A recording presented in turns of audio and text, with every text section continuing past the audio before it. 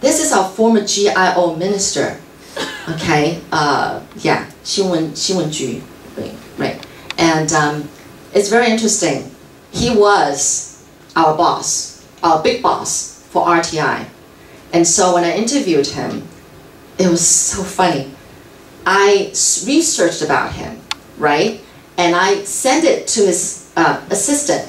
But when his assistant didn't say anything back to me, I thought that all the information I got from the internet was correct.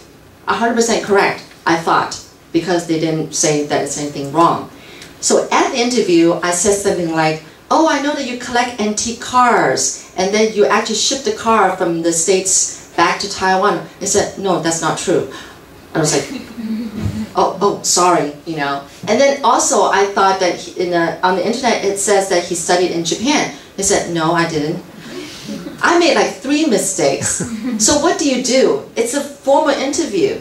So what I did was that I actually apologized in the interview. I said, I'm sorry. But then because he's with the information, you know, the government and information office, I said, you guys should do something about this. Because if all the information about you that's out there on the internet, people think that it's true. But if it's not, you need to do something about this. Like, you know, there's always all this false information. That's why there's gossips. That's why there's, you know, Fei Wen. That's why people's stories are distorted so much, you know, totally upside down. But I said, you should do this. You should do something about this. But anyway, I try to kind of, you know, smooth over the rough parts in the interview.